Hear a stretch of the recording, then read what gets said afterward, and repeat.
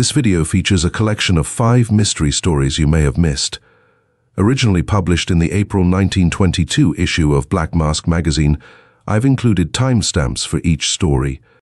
Hope you enjoy. The Man Who Was Two by Harold Ward. The Black Mask magazine, April 1922. Chapter 1. To the Governor and members of the Board of Pardons. Some 6 years ago, according to the Daily Press, Captain John Connors of the Detective Bureau of the New York City Police Department was killed in a wreck of the Oskaloosa Limited between Chicago, Illinois and Clinton, Iowa. His body, horribly mangled and disfigured beyond recognition, was shipped home, where it was buried with all the honors due a man of his position. In view of the fact that his was the only body not positively identified, together with the further fact that he was a personal friend of the conductor, one James Barley, who testified at the inquest that he had talked with Connors not over 5 minutes before the wreck, his family and friends accepted the remains without question. I alone know the true story of John Connors. I am making this statement in the hope that a great wrong may be righted. Chapter 2. Captain John Connors had been in the West in search of a gang of forgers who had made New York their headquarters. Failing to locate his men, he was on his way home when a telegram intercepted him at Denver asking him to keep an eye open for one Simon Latham, wanted in New York for murder. Latham, known throughout the country as a gunman and gangster, had, according to the telegram, committed a crime of unusual atrocity, killing 2 policemen in cold blood and making his escape unscathed. He was believed to have gone to Denver, where he was known to have friends. Connors, being well acquainted with him, was asked to stop over in the Colorado City to assist the police in their search. 2 days spent in Denver convinced him that there was nothing to be gained by a longer stay. The second day out of the western metropolis, he was passing through the train on his way to the observation car when he suddenly located his quarry slumped down in a seat in the smoking compartment. In spite of the fact that Latham had disguised himself to the best of his ability by growing a stubby beard and donning smoked glasses, Connors had no trouble in recognizing him. Latham was alone in the compartment at the time. Before he had time to make a move, Connors had him covered. "Up with your hands, Latham," he commanded. The gunman obeyed the order. "Who do I think I am, damn ye?" he snarled. Connors smiled. "I don't think I know," he answered. "You are." He was interrupted by a crash. His revolver flew from his hand as he pitched forward into the arms of the man he had arrested. An instant later, both men were hurried across the car and buried under a mass of debris. Then hell broke loose. The wrecked train was enveloped in flames. Clouds of scalding steam drove the rescuers back time after time. The air was filled with the shrieks of the wounded and the groans of the dying. Men worked like demons to save those who were buried beneath the burning wreckage. Connors and Latham, hidden under the debris of 2 cars, were among the last to be found. The body of the policeman was little more than a charred mass of flesh. Under him, yet protected to a certain extent by his form, was Simon Latham. He too had suffered terrible injuries, yet within his shell still lingered the breath of life.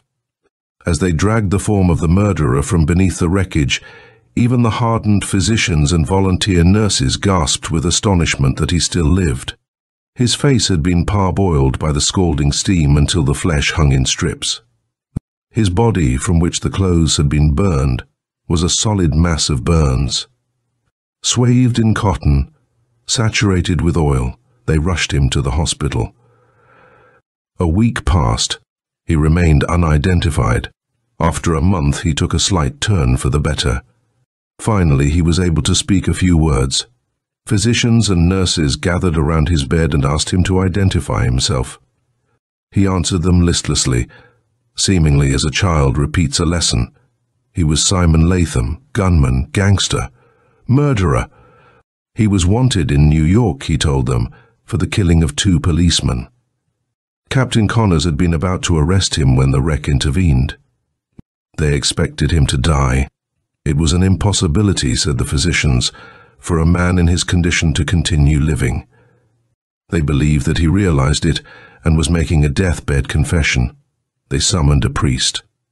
To the Holy Father he repeated the same story, and then he got well as a man can get who has passed through hell. The New York police were notified. When he left the hospital, it was with handcuffs on his wrists, yet he made no resistance. His spirit was broken. He reiterated his confession, denying nothing, admitting everything. The state furnished him with an attorney. Acting on the lawyer's advice, he threw himself on the mercy of the court. A kind-hearted judge, taking his physical condition into consideration, sentenced him to life imprisonment rather than the chair. Chapter 3. Simon Latham became a model prisoner. He went about his appointed tasks in a solemn, mechanical sort of way.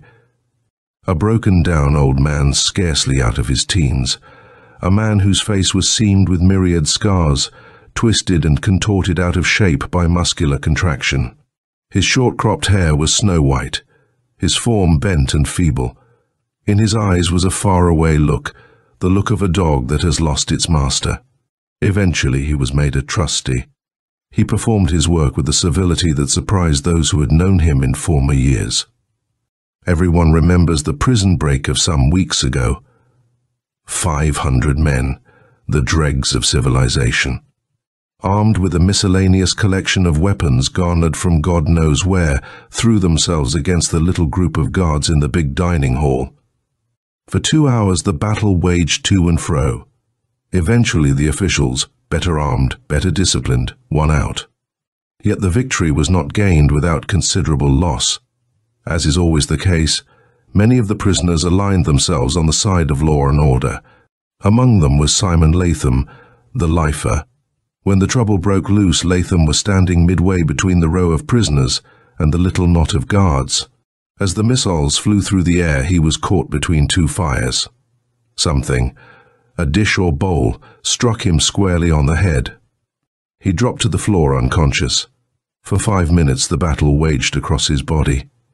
Then he recovered consciousness and plunged into the fray with almost maniacal strength, aiding the guards wherever possible. When the affair was ended and the mutineers were finally herded back into their cells, he was bleeding from a dozen wounds. Here is the peculiar feature. Immediately after the fight, Latham, the model prisoner, became a prison outlaw. He refused to obey prison discipline, insisted on hobnobbing with the guards, and attempted to escape whenever occasion offered itself. He was taken before the warden. The latter, who had taken a great interest in the case of the former gunman, especially since his services at the time of the break, tried argument. Latham insisted to the warden that he was being unjustly held. He asserted that he was not Simon Latham, the outlaw, but Captain John Connors, the policeman. The warden, a man not prone to forget favors, finally ordered him taken from the cell where he had been confined after his outbreak and placed in the insane ward under observation. He is there now. Here are the facts as I deduce them. I am positive that I am right. Captain Connors was in the act of arresting Latham when the wreck occurred. He had, as I have said, drawn his revolver and with it covered the murderer. "Who do I think I am, damn ye?" the gangster demanded. "I don't think, I know," Connors answered. "You are." Before he could finish his sentence, the cars were piled together. He was thrown forward and received a terrific blow on the head. Then and there all memory disappeared. But in his subconscious mind were the thoughts that had been flashing through his brain while Lai was making the arrest. His subconscious memory retained nothing but the impressions of Simon Latham. He had known Latham for years. His history was, to the policeman, an open book. He was about to utter Latham's name when the blow came that erased all memory. So while the conscious mind of Captain John Connors was obliterated, there remained in the tiny cells in the back of his head the recollection of the man who stood before him at that last instant. Latham was killed. His body, mutilated beyond all recognition, was buried as Captain John Connors. Connors, disfigured and mutilated, speaking only the thoughts that, as I have said, were in his mind at that last instant, thoughts that had only to do with Simon Latham. Accepted the role of Simon Latham, lived it, accepted the punishment of Simon Latham. Yet somewhere in those tiny cells of subconsciousness remained the policeman. He could not be the renegade that Latham had been, because it was not in his makeup, even though in his own mind he was Latham. Why? Because his training had all been on the side of law and order. Then came the prison break. That flying dish, striking him on the head, removed in some way the pressure against his brain. Immediately the role of Simon Latham was forgotten, and he started in again where he had left off 6 years before. He was again Captain Connors, policeman and guardian of the law. As Captain John Connors, he plunged into the fight against the convicts. I am positive, gentlemen, that I am right. I ask that you allow me to return home to my family and friends. For, Your Excellency and gentlemen of the Board of Pardons, I am Captain John Connors. I trust that you will accept my word. I have no other proof. End of The Man Who Was Two by Harold Ward. The Finger of Guilt by J. Stagg. The Black Mask Magazine, April 1922. Chapter 1. There was, at the time, an epidemic of jewellery robberies. The pestilence had attacked Schofield 6 times in 4 months, but the disease never took. The 6 hold-ups failed, and in every instance the robbers were caught. Schofield's had a system of locks and alarms that appeared to be unbeatable. Then along came Judson Farris. Schofield's occupies the ground floor of a building on Maiden Lane. The store takes care of the retail business. To the rear of the store is a private office in which Mr. Schofield himself sells jewellery at wholesale. He also serves his more extravagant retail clients. Judson Farris entered the shop, handed a letter to one of the clerks, and asked that it be delivered to Mr. Schofield. The clerk walked to the rear of the store and entered the private office. A few minutes later he returned and announced that Mr. Schofield would see Mr. Farris at once. Farris stepped into the private office, and as he closed the door, he noted absently that there was a latch attached to it. The latch was unique in appearance. It looked somewhat like the disc of a safe. When the mechanism was set, it was necessary only to close the door in order to destroy the combination. The door could then be opened only if the brass knob on the latch was turned and twisted in a certain way. To be sure, the combination was a simple one. Mr. Schofield, when ushering a person out of the room, could manipulate the latch so speedily that the client seldom became aware that he had been locked in. Farris, however, was little concerned with locks. He appeared to be quite indifferent to his surroundings. Such indifference was easy to effect, for the room was so sparsely furnished that everything could be taken in at a single glance. Running parallel with the front wall was a low mahogany counter which divided the room approximately in half. In the space before the counter were 3 chairs. Behind the counter were 2 flat-top desks. 2 vaults were built into the rear wall. Schofield, who had been seated at one of the desks, came forward to the counter and stretched out a hand in greeting. He said he was always glad to be of service to any of Mr. Moffat's friends. Schofield was a member of the yacht club of which Moffat was president. It was Moffat who had written the letter of introduction for Farris. Farris said he wanted to buy a Lavalier.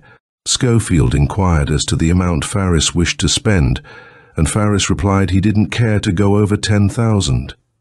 Schofield went into the right vault, the door to which was open. The walls of the vault were lined with small drawers. Schofield pulled out 2 of the drawers.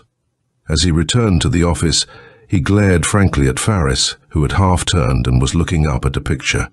Schofield considered himself a shrewd judge of character. Farris was a tall, well-groomed man with a collared face. Shallow, mused Schofield, but trustworthy and prosperous. The 2 trays were placed upon the counter. In one of them were a dozen platinum chains. In the other, a dozen diamond pendants. "These are assorted lots," explained Schofield. "Please indicate your choice of the pendants, so that I can bring you another tray of pendants which are made along the lines of the one you like." Farris made his decision quickly. He chose a pendant which consisted of 4 graduated blue-white diamonds set in a small petal design. "You need bring no other samples, Mr. Schofield. This is one of the prettiest drops I have ever seen." Farris thereupon made his choice of a chain. Schofield took the chain and the pendant out of the trays, ran the chain through the loop at the top of the pendant, and dangled the lavalier before Farris. "How much will that set me back?" Schofield consulted the tags. 7,300, Mr. Farris. 800 for the chain and 6,500 for the drop. Farris remarked that he had with him a certified check for 10,000, and that if Mr. Schofield cared to, he could call up the Second National for verification. The deal seemed to be completed. Then Farris changed his mind. "I think that yellow diamonds would look prettier on a platinum chain," he said. "Could you let me see?" "Certainly," replied Schofield. He picked up the 2 trays and took them into the vault. After a moment he came back and placed a pendant in the palm of Farris's right hand. "This is the exact counterpart of the one you chose, except that it has yellow stones." Farris looked at it a moment and then said, "Put it on the chain, Mr. Schofield, so that I can see how it—" Schofield glanced up sharply. "I left the platinum chain and the blue stone pendant with you, Mr. Farris." "You are mistaken, Mr. Schofield. I gave the lavalier to you and you took it with you when you went into the vault."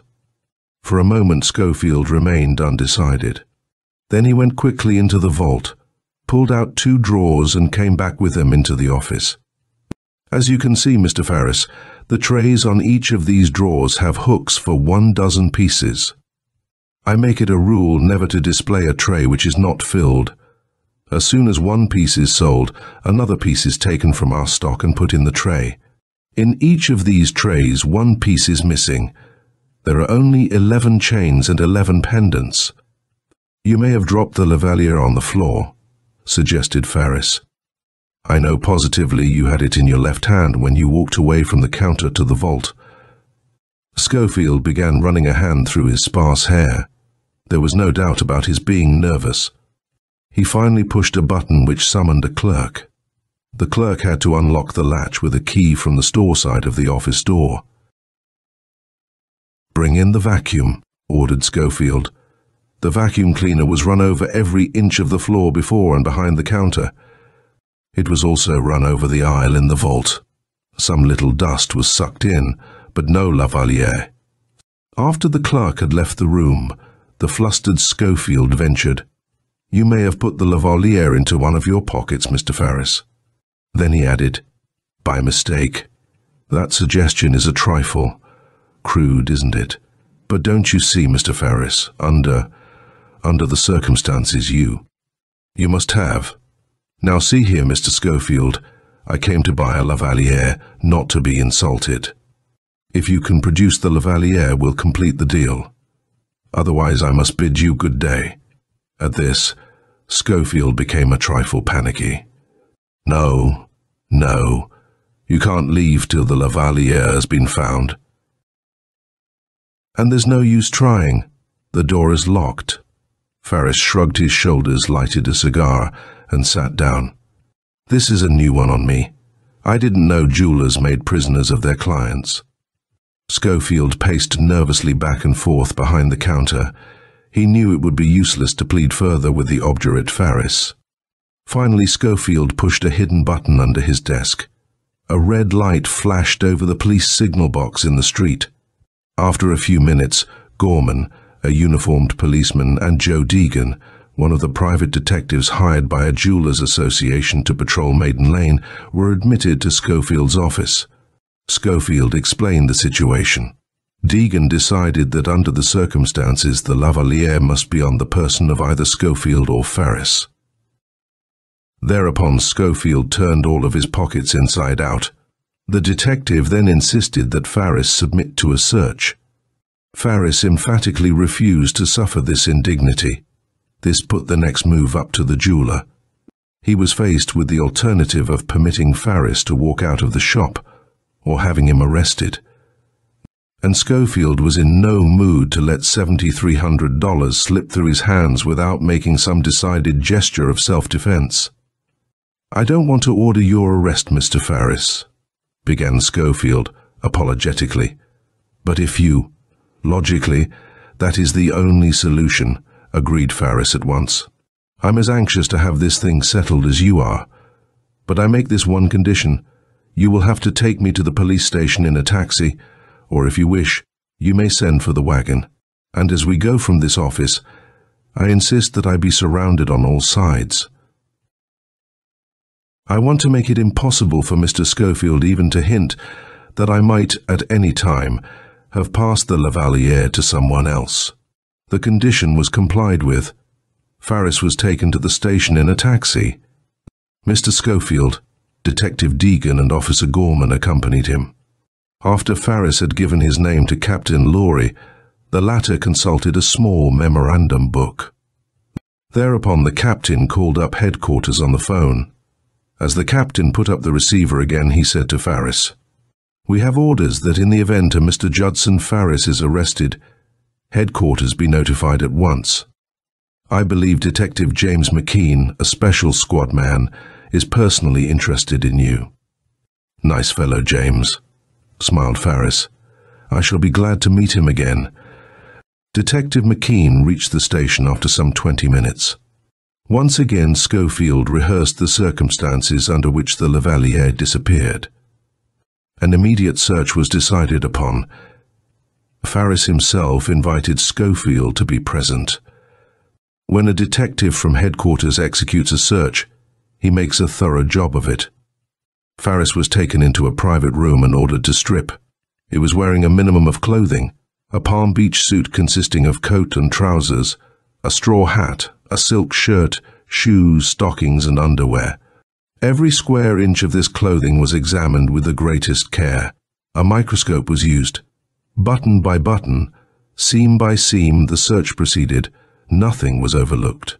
A long, thin, double-edged dagger was used to pry and probe for false heels or soles on the shoes. The clothing yielded 2 handkerchiefs, 4 cigars, a silver match case, a watch and fob, 70 cents in change, and a bill case. In the latter were 3 single bills and a certified check for $10,000. They ran a comb through Farris's hair. They looked in his mouth. They poked into his ears. Mr. Schofield himself was satisfied that if Farris had had so much as a grain of salt on his person, McKean would have found it. Farris was left to dress in the private room. Schofield and the detectives Gorman and McKean came out into the main room of the station. "He may have swallowed," began Schofield gloomily.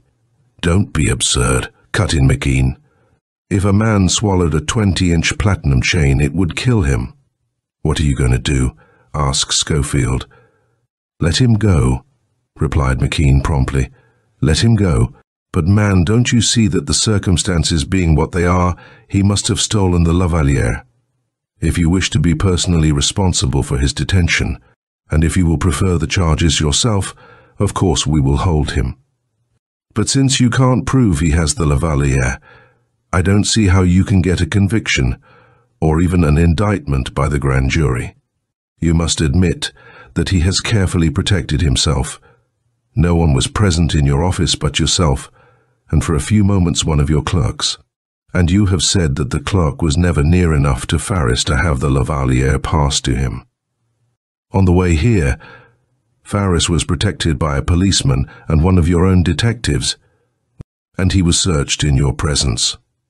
But a man doesn't lose $7,300 without a struggle." Schofield held a 40-minute conversation with his lawyer over the phone. The lawyer's advice was that it would be a loss of time and energy to press charges. The certified check proves that Farris came to make a bona fide purchase, and since you have not one iota of proof that he has the necklace, it would be futile. 2. Schofield banged the receiver onto the hook and bustled out of the police station. McKean informed Farris that he would not be held. As Farris reached the door to the station, McKean asked, "As a personal favour, Judson, old boy, would you mind telling me what you did with that Lavalier?" Farris lighted a cigar. "Are you hinting, Jim, that you or the captain might be wanting to buy it from me?" After Farris had gone, Captain Laurie remarked, "The finger of suspicion certainly points in his direction." "Not the finger of suspicion," said McKean, "the finger of guilt. But what can we do about it?" Chapter 2. Claude Lang gathered in the cards which had been tossed upon the table. He arranged the deck in 2 stacks. Then he ripped each stack in half. He threw the bits into the air, rose and stumbled away from the table. Another deck of cards was produced and the game went on. The club members were accustomed to Lange's idiosyncrasies. An hour later, when Farris was leaving the club, Lange came up to him and asked if he could see Farris alone for a few moments. "Certainly," replied Farris, "but if it's about alone." "It's not. Alone."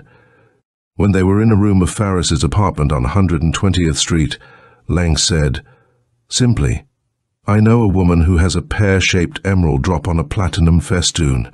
The drop alone, because of its unique design, is worth upward of 15,000. Does that interest you?"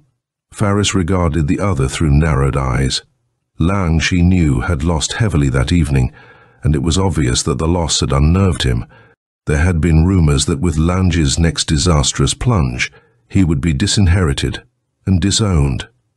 Farris guessed that it was the fear of such a calamity that had driven young Lange to flirt with crime.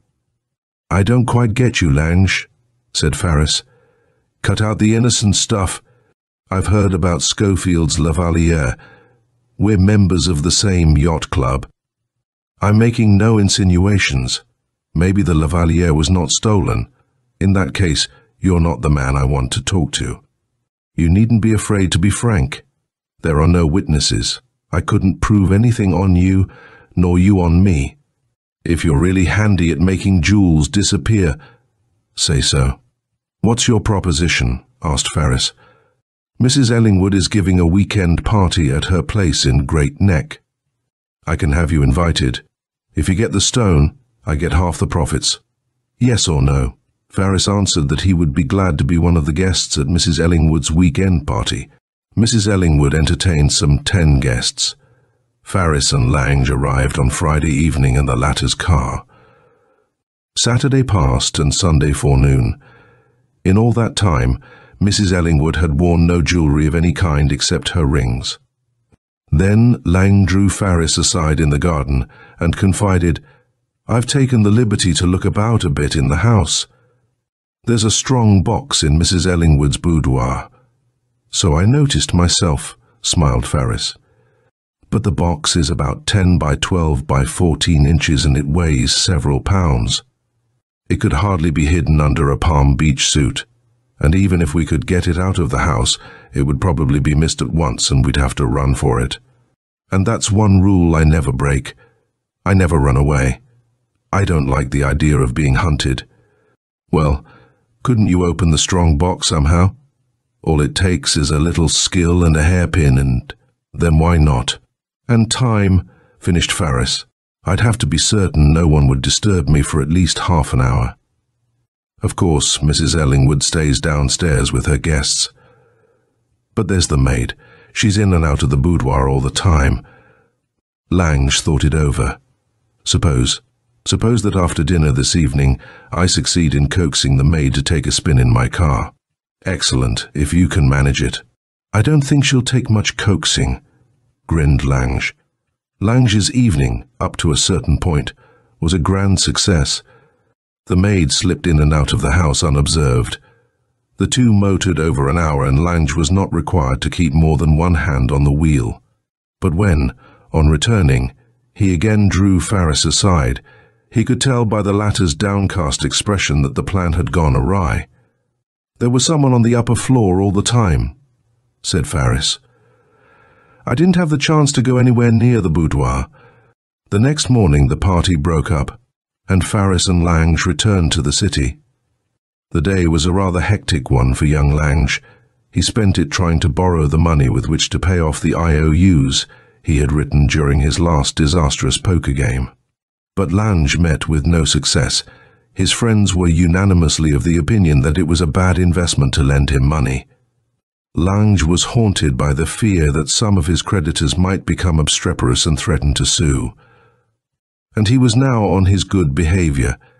Any notoriety would serve to break the truce existing between him and his father. His only asset was his car, which might bring $2,000. He was in debt for over $5,000. If Farris had only succeeded in getting that emerald drop. At 9 o'clock, Mrs. Cartwright called up Lange on the phone. "Mrs. Ellingwood had me on the long-distance wire a short while ago," said Mrs. Cartwright.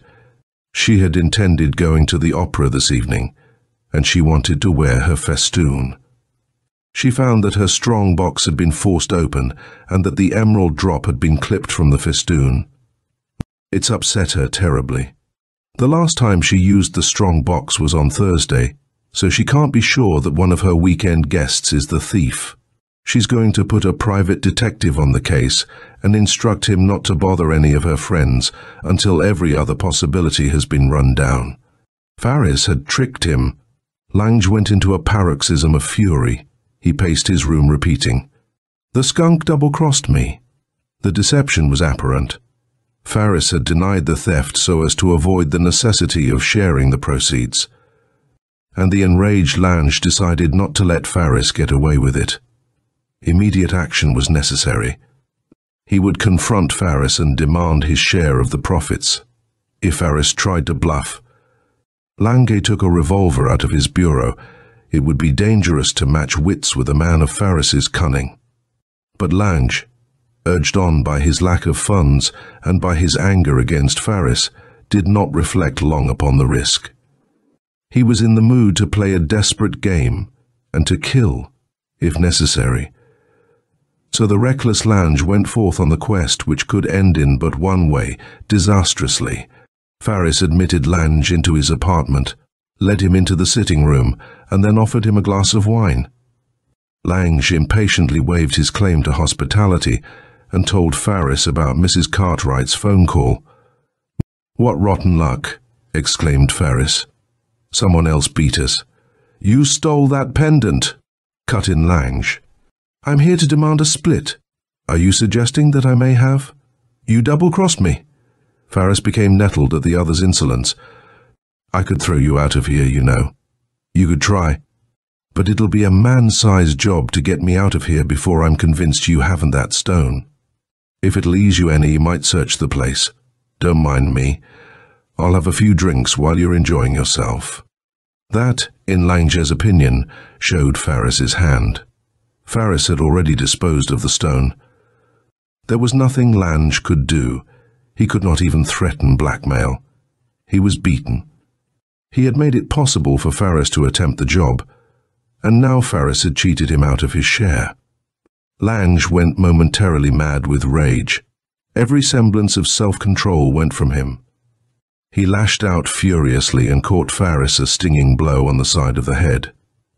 "You're going to take a beating," cried Lange. But Farris met his rush with a straight-arm jolt to the wind which sat Lange neatly upon his haunches.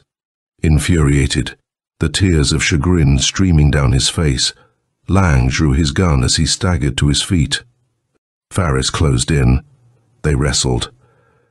Farris slipped, and in his attempt to keep the gun from being twisted against his chest, he unfortunately put his hand over the front of the barrel just as Lange pulled the trigger. His left hand crushed by ball and powder, Farris backed away. He reached his desk and jerked at a drawer. Lange sent a second bullet through Farris's left shoulder. Farris fell. From a sitting position, he reached into the drawer and fetched his revolver. Quite deliberately, he aimed at Lange, who was sneaking out of the room. He fired, and Lange crumpled to the floor. Then Farris, too, lapsed into unconsciousness. A woman in the next apartment telephoned to the police. Chapter 3. The next morning, Detective McKean, after a visit to the hospital, called on the district attorney and announced that both Farris and Lange would pull through.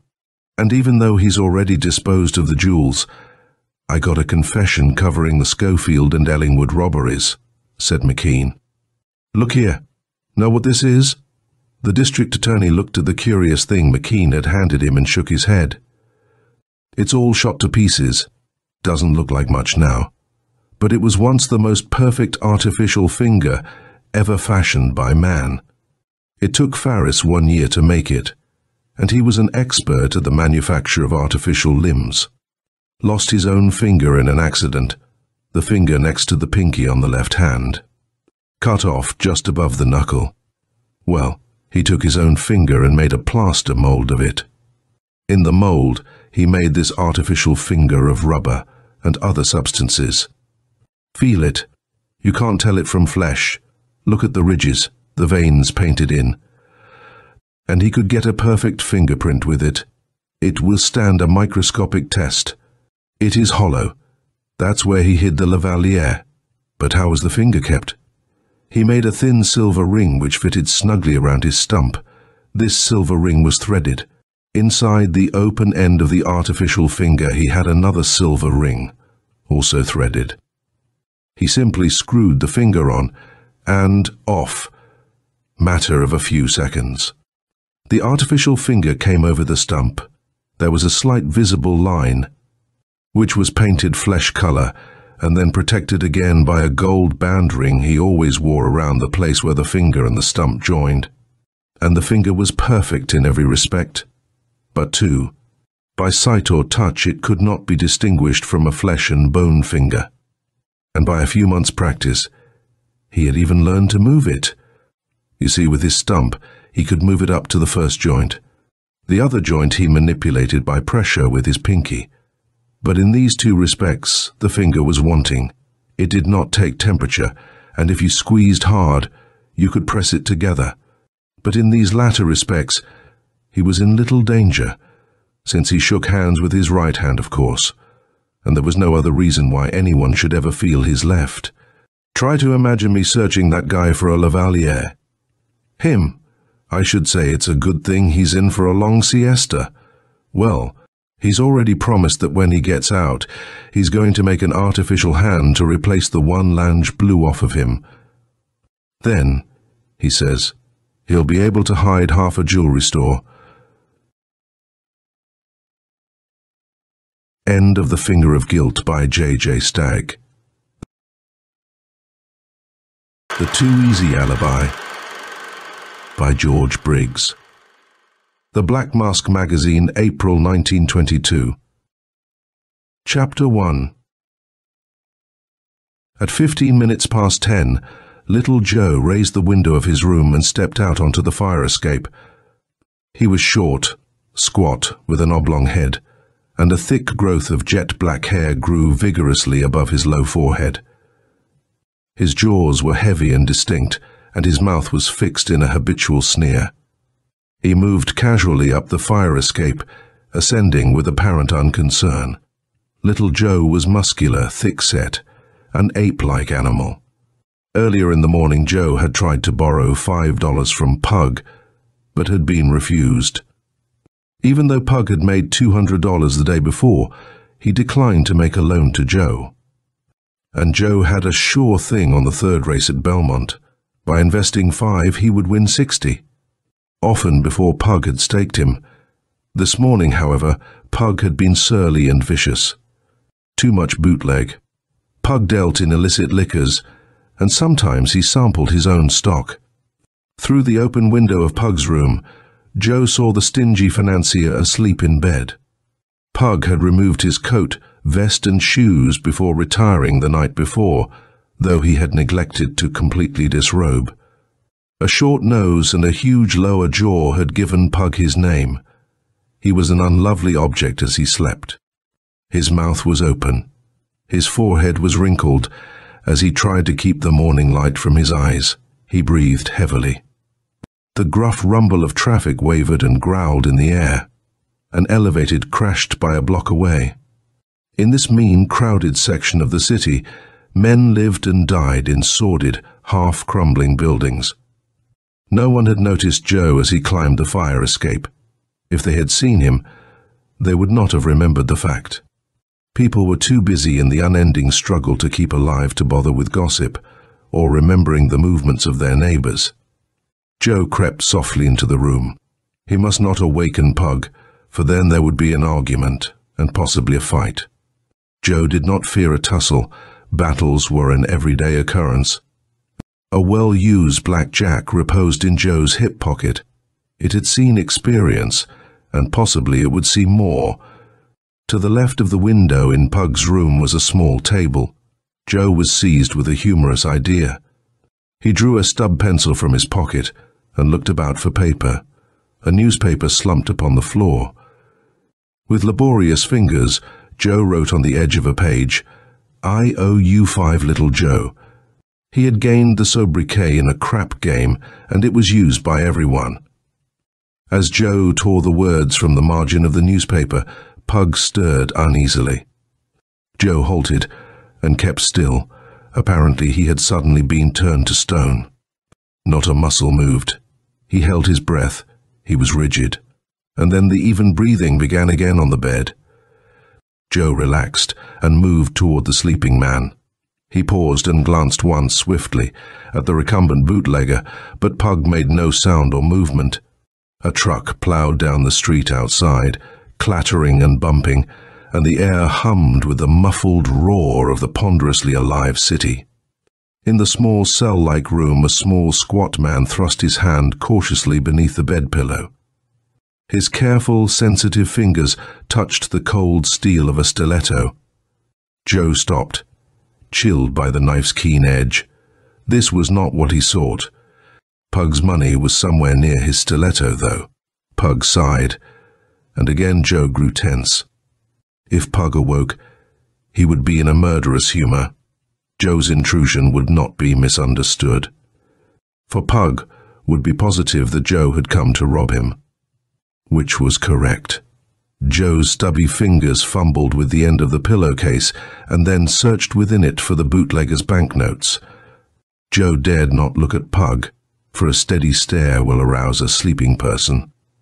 And then a vice closed upon Joe's windpipe and began to squeeze. His head was forced back by the pressure of a huge, hairy arm. An instant later, Pug's other hand increased the pressure upon Joe's neck.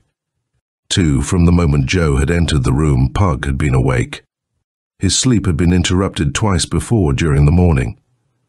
Once when Joe had requested a loan, and later when someone else knocked upon Pug's door. Pug had awakened the first time with his temper ragged. He had swallowed a large quantity of whiskey the night before while celebrating a lucky escape from revenue officers. So, when Joe came in and tried to borrow $5, Pug had been angry. It was damnable that a man whose throat was caked with concrete, whose eyes were pinpoints of pain, should be awakened for such a reason. Pug had a grouch. Joe was the first man he had seen. Therefore, Joe's request was declined violently. Rebuffed and equally angry, Joe had departed, and Pug went back to bed. But the bootlegger could not resume his interrupted slumbers. His tongue tasted unpleasantly, and his forehead was hot and dry.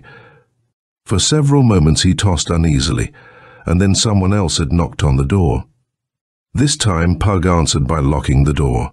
The person on the outside announced he wished to enter. Pug told him to go away, whoever he was, and suggested a destination. And, notwithstanding their repeated knockings, he had not opened the door. When Joe had entered from the fire escape, Pug had been almost asleep. But the tearing of the newspaper had roused him, though he had concealed the fact that he was awake. And when Joe had neared his money, Pug had been moved to action. He opened his eyes and grasped Joe at the same second. A second later, Joe leaped backward, dragging Pug from the bed. Joe snarled, and a wordless oath rasped from between his yellow teeth. He knew that he had been tricked, that Pug had not been caught unaware. Pug sprawled upon the floor. His grip upon Joe's neck had been broken. But he did not remain recumbent. Flashing upward, Pug uttered a cry of rage and surged forward. The small, uncarpeted room held few articles of furniture. A small table was perched near the window that looked upon the fire escape. There was an unpainted wooden chair tilted underneath the knob of the door. The bed occupied one side of the room. Though it lacked furniture, the room held sounds and actions. Snarling and swearing, their arms going like piston rods, their fists crashing brutally upon flesh, their bodies bent and tense, the two men gave and took punishment. Pug was the taller, his arms were longer, and his fists cruelly battered his opponent's body. Then Joe dashed into close quarters, his arms short and crushing, his squat body aflame with hate. He was met by a man whose friendship had been violated, whose mood was a mixture of fury and rage. Pug was wiry. Huge hands dangled at the ends of his nervously strong arms. He was viciously ferocious. His fingers sank deep into the short, round neck of the man who had come to rob him. As they fought, words flowed in a horrible stream from their lips. The argot of the underworld and the frightfully meaningless phrases of their ordinary conversation shot in fierce fragments from them. A moment before, the room had been silent save for the stealthy movements of Joe. Now it was filled with hot oaths, the writhing bodies of the two antagonists, and the straining hate of their struggle. Seizing an opportunity, Pug swung the smaller man against the side of the bed, and they toppled prone. Out flashed one long arm, and Pug had the stiletto. As the steel flashed above him, little Joe turned, caught the descending hand and stopped its downward fall. He squirmed, terrified, for death leered from the face above him. With a superhuman effort, Joe lifted the taller man with one short, massive arm and pushed him aside. And then, grasping Pug's hand that held the knife, Joe put his utmost efforts into an effort to force it downward. It was a question of strength, and Joe was a trifle the stronger. The tension did not last long. With a swiftly increasing speed, the stiletto descended. Pug sank back upon the bed, his eyes filled with ludicrous surprise. Wordlessly, his mouth opened, and his body twitched. The knife remained in its human sheath. Panic seized Joe, a sudden, overwhelming fear. He tore furiously at the pillowcase, grasped the thick bundle of bills, and dashed to the window. Quickly, furtively, he slipped down the fire escape. When he reached his room, which was directly below Pug's, Joe had a horrified second. Instinct told him to protect himself. He must not be accused of killing Pug.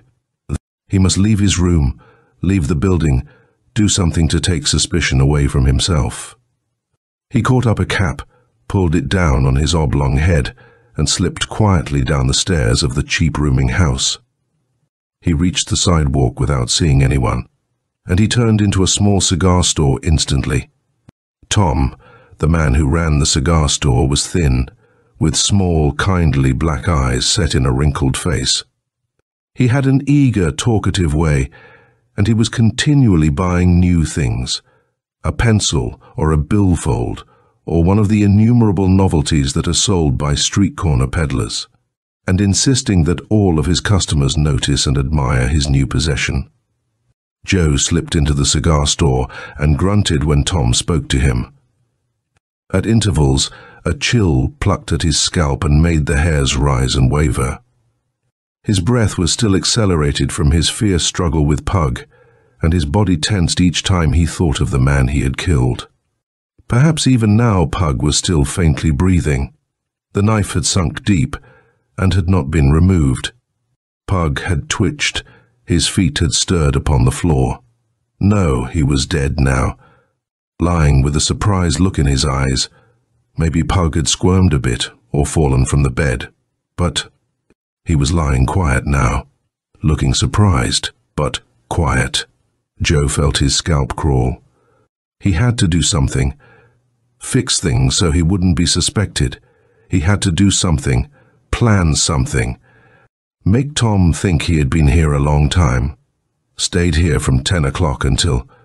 Look at this watch, said Tom, offering a thin, octagon-shaped timepiece for Joe's approval. Bought it this morning. Perfect shape. 17 jewel. A bargain.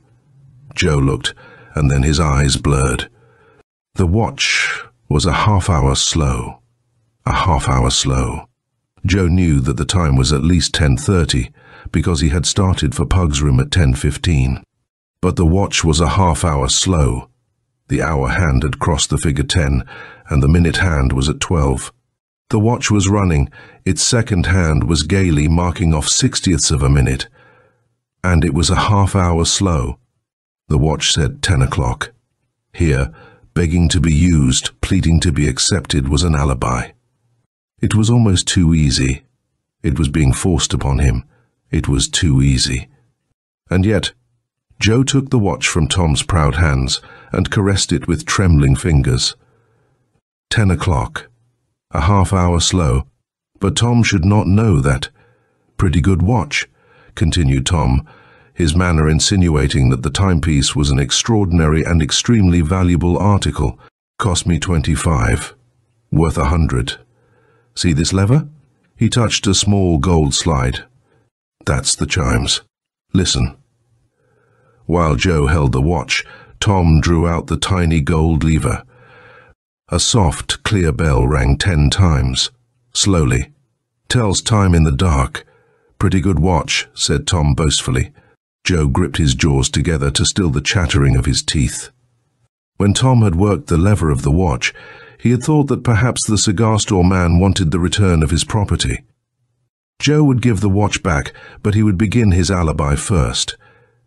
He would make sure that Tom would be positive that he had been in the cigar store at 10 o'clock. Too easy? Why, he wanted something easy like this. Putting the watch to his ear, Joe listened to its clicks. His body prevented Tom from seeing the timepiece. So, when it crashed to the floor, the cigar store clerk was surprised. Joe had deliberately dropped it. Now, no matter what happened, Tom would now swear that Joe had been in the cigar store at 10 o'clock. There remained but one thing to be done. Joe must now arrange that he should be remembered somewhere else at 10:30, or later. I'll pay for having the watch fixed, said Joe, picking it up from the floor and finding that it had stopped. I didn't mean to drop it. He took Pug's roll of bills from his pocket and peeled off the top one. Tom was distressed. New lines appeared in his wrinkled face. That's the best, he began. You've got the money to have it fixed, Joe interrupted.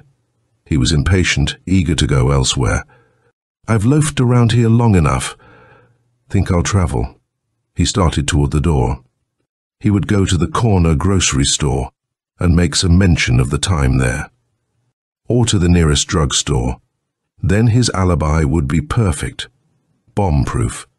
His feet clung to the floor, and he stretched one hand to the counter to steady himself. He felt sick, as though a solar plexus blow had caught him unawares. Looking in through the door of the cigar store was a detective. Joe could tell a dick by one swift glance. Just as wild animals know when a man is armed and dangerous, and when he is without a weapon, so Joe could detect those who were dangerous. And the man who peered in the doorway was an officer of the law. Cummings was a huge mountain of a man, ponderously built, blue-eyed and impassive. He saw Joe and started to enter the store. Fright flowed frigidly through Joe's veins. He was caught in the grip of a paralyzing fear. Now, while his alibi was in the process of making, would he be caught and held? Would he be arrested? Now, immediately after he had seemed so safe, that alibi had been too easy. You live next door, stated the detective, his enormous body filling the doorway. Who runs that rooming house? Mrs. Britt, Joe answered weakly. She lives 2 blocks away. What do you? Never mind what I want. Where have you been all morning? Sullenly Joe said, around here. Talking with Tom. Talking with Tom, Cummings repeated. Well, you come with me. Joe stepped out of the cigar store, feeling the shadow of the electric chair had touched him. He would be questioned, and, "I want to know where Ernest Worth, he's called Pug, lives in this house," the detective said, leading the way toward Joe's home. Little beads of sweat appeared upon the squat man's forehead, and his arms stiffened. He stifled the moan that trembled in his throat. He dared not try and escape from the detective. They climbed the uncarpeted silent stairs and paused before Pug's door. "Is this the room?" Cummings asked, and Joe nodded wordlessly. "Well, I knocked on this door this morning," the officer continued, "and got a grunt and a get out of here for an answer." He rapped upon the door. "Mrs. Britt, who runs this house, lives 2 blocks away," said Joe. If he could get the detective interested elsewhere, perhaps his captor would no longer detain him. "She's out," was the brief reply. "I went down to see her. Now, where is your room?" "Downstairs." "Let me have your key." "This fellow Pug is wanted. He has been mixed up in a bootlegging gang that—" "I don't know anything about it." Joe broke in. He did not want the door to open. He did not want to see Pug, with that surprised expression on his face, lying dead. A spasm of despair fluttered through Joe. His knees shook slightly. "I haven't had anything." Again Cummings knocked upon the door. "Pug growled at me when I was here before," he said. This key might not fit. In the midst of his fear, Joe had a dazzling idea. He had wanted to go to the grocery store in order to complete his alibi. Why not ask Cummings what time it was? "Pug goes out for breakfast every morning," he said. "Got a watch? Let's see what time." The detective consulted a cheap nickel watch. 10:35, he announced. "Pug was here at 10 o'clock. "Perfect!" Joe almost screamed with relief. With these words, the detective had completed Joe's alibi. Cummings had roused Pug at 10 o'clock, therefore he was alive at that time. Tom's dropped timepiece would prove that Joe had been in the cigar store at 10 o'clock, and the clerk would say that he had chatted with Joe both before and after that time. When he left the cigar store, Joe had departed with Cummings. Consequently, his actions during the 35 minutes were satisfactorily accounted for. He could not be convicted for killing Pug, for his alibi was perfect. Perfect! The detective inserted Joe's key in the door of Pug's room. Joe fought to control himself. He must appear astonished and appalled, as though he had not anticipated seeing the lifeless body of his friend. There would be a ludicrous expression of surprise on Pug's face. The bootlegger would be lying on the bed, or on the floor nearby. The key fitted the lock on Pug's door. Joe was sure of this fact, for he had entered by the door on his first visit to Pug that morning. He had made his second visit by way of the fire escape, because Pug had tilted a chair underneath the doorknob to prevent another visit. The detective pushed the door open, shoving the tilted chair to the floor. Joe was alert, ready to be shocked by what they would find. Again, a crawling fear squirmed across his scalp. He closed his eyes, fearing to see that limp, sprawled body. From a distance, Cummings's voice sounded. It was a placid, indifferent voice, quiet and composed. "Well, I guess Pug has gone out to breakfast," the detective said calmly. Joe opened his eyes. He saw a disordered room, the overturned chair, the bedclothes disarranged, but no sign of Pug. There were no splotches on the floor, nor any evidence that a man had been hurt or killed. And the body had disappeared. The detective rummaged in a small closet and discovered an empty bottle underneath some soiled clothes. He held the dark brown bottle aloft. It was empty. "No evidence of bootlegging here," he said. "Let's get out." Joe was stupefied. He stood in horrified bewilderment, looking for some trace of the man he had killed. His mouth seemed hollow, and his eyes were huge and full of biting pains. Again and again he stared at the bed where he had last seen Pug. Nothing there. Nothing. Joe forced himself across the room and put his hand in the depression in the bed made by Pug when he had dropped back after being knifed. Nothing. Pug was nowhere in the room, and there were no stains upon the floor, nor any evidence that the bootlegger had been killed. "Come on," said Cummings. "I'm going to take a look at your room." Joe did not reply, but followed the detective from the room and down the stairs. Terror whimpered in the squat man's mind. Horrible fear coursed through his veins, and he stumbled as he descended the uncarpeted steps. Even though his alibi was perfect, a premonition seized him. He recalled Pug's face with its expression of ludicrous surprise.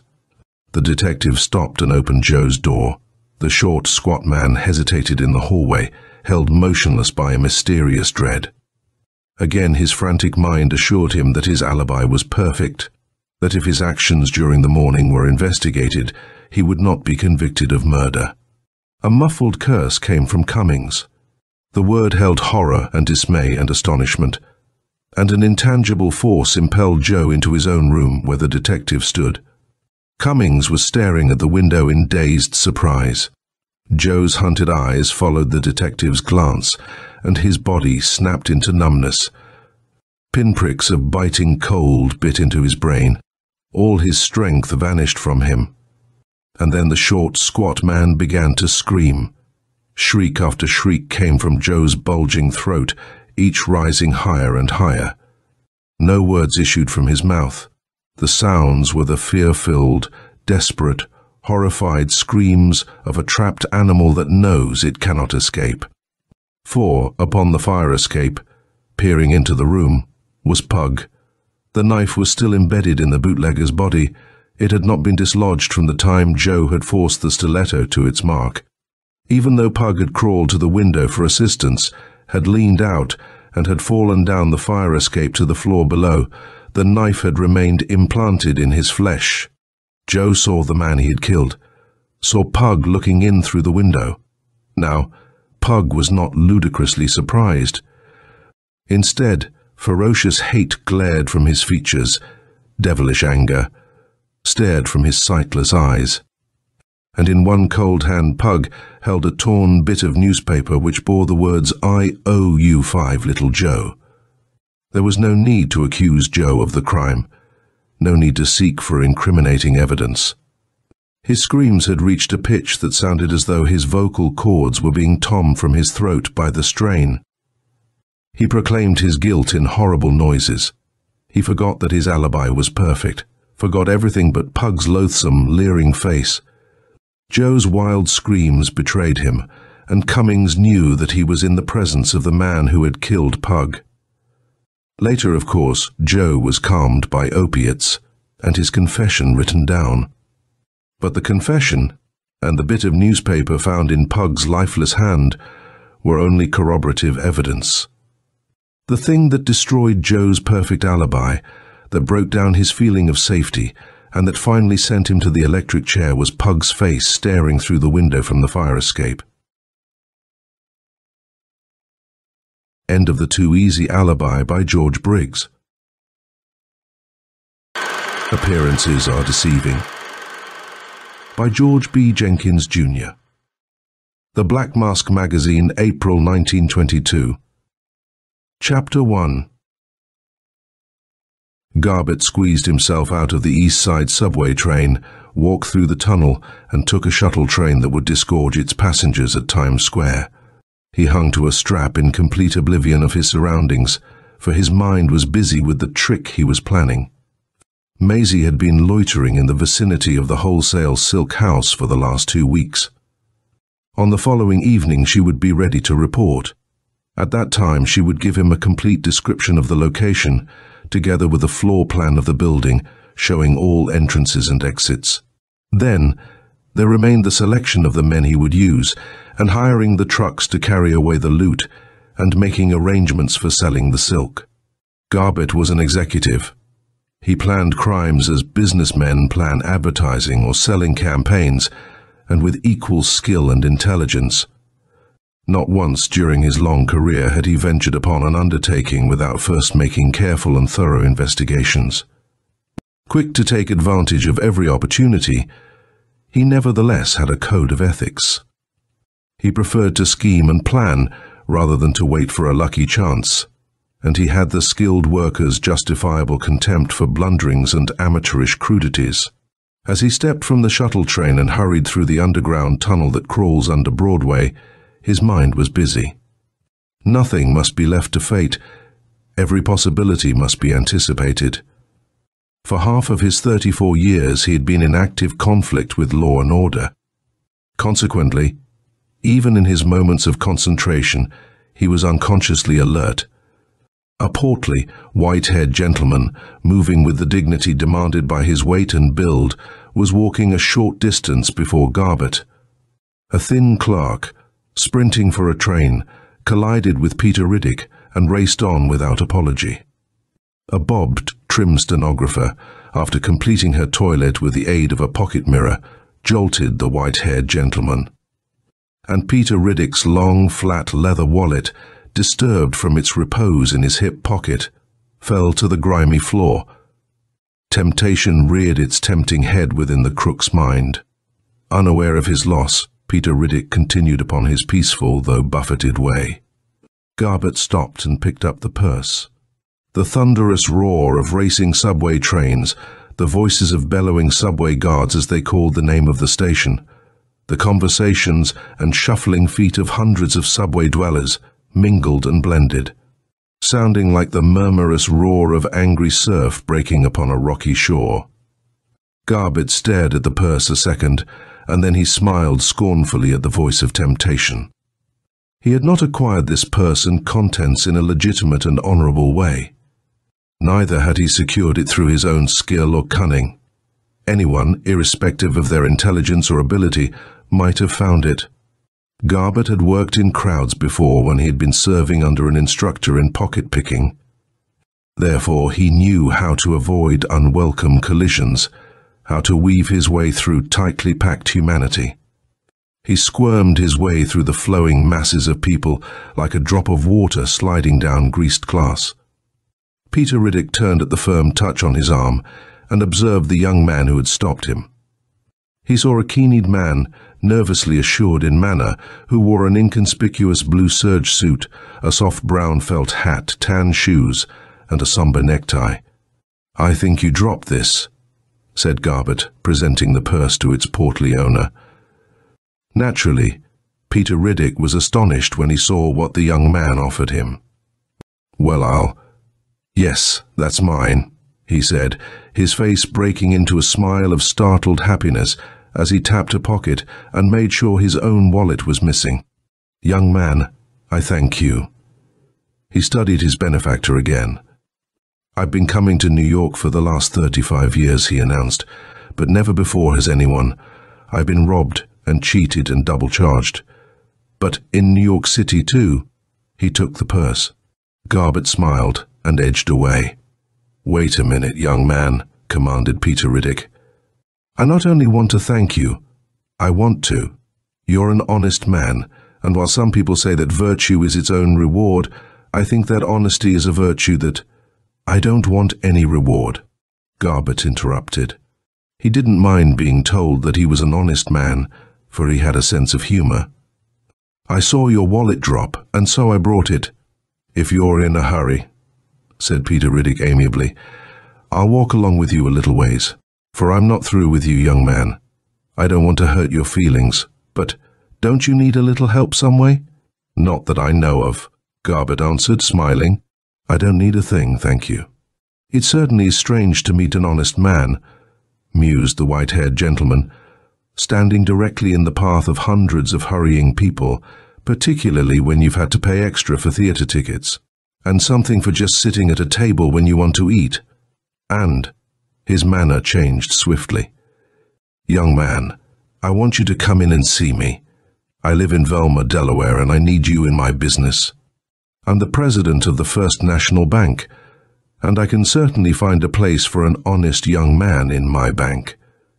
Now if you—" Garbutt's ears twitched, and his eyes became introspective. Mr. Riddick thought these signs were good omens, and his shrewd, kindly eyes brightened. "A young man, an honest young man," the portly gentleman paused. I suppose you have something to do, but if you ever need a job and come in to see me, I will see that you get it." "Well, I'm rather busy just now," remarked Garbutt, thinking of the wholesale silk house robbery. "That's too bad." Peter Riddick was sincerely regretful. "But the time may come when you'll need some help, a position or a loan. I want you to call on me then, young man." He extracted a card and a banknote from the wallet. "Here's my name and address. And here's something for you to buy a present for your best girl." Garbutt wanted the card, and he realized that Mr. Riddick really intended that he should accept the $50 bill. Already, possibilities had flashed into the crook's mind. Here was a perfect entree into the First National Bank of Velma, Delaware. The limitless opportunities here. Opportunities for an honest young man, of course. Garbutt shook hands with Peter Riddick, and they parted with mutual expressions of esteem. And the crook put the bank president's card carefully away where he could find it in case of need. The $50 was invested in a present for Maisie. Chapter 2. Needs, unfortunately, have a habit of arising. 2 days after Maisie had finished her work, the proprietor of the wholesale silk establishment had a new burglar alarm system put in and engaged the services of a private detective agency. Therefore, when Garbutt and his associates began their activities, a number of things happened. Bells burst into sound, grey-clad private detectives rushed to the warehouse, and a rapid and undignified retreat was in order. One of the gang, Red Summer, the lookout, did not escape, and he was requested to mention the names of his fellow criminals.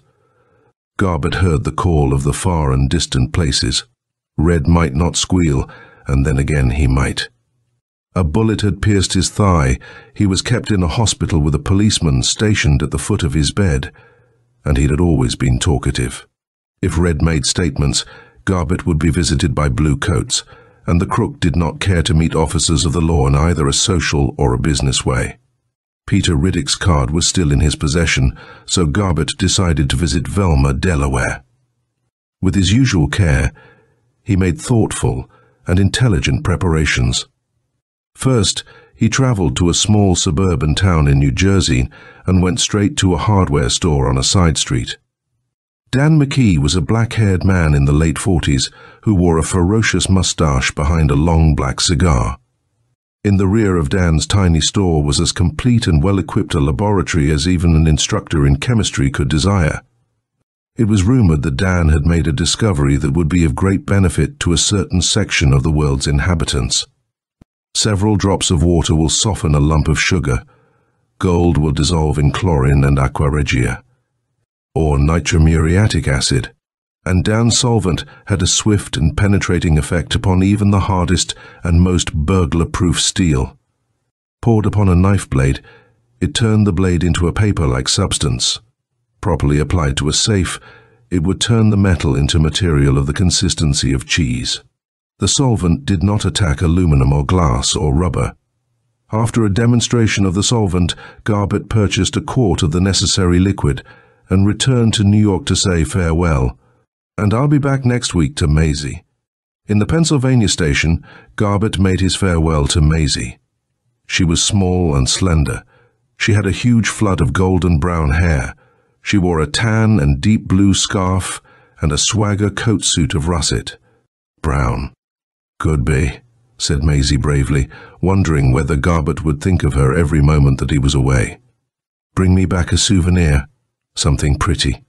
"Any particular kind of souvenir?" he asked, glancing up at the enormous clock with its black hands and Roman numerals. "Oh, something I can wear in my hair," she suggested.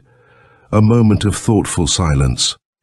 Maisie knew of 100 things she wanted to say, but she couldn't decide which one was the most important.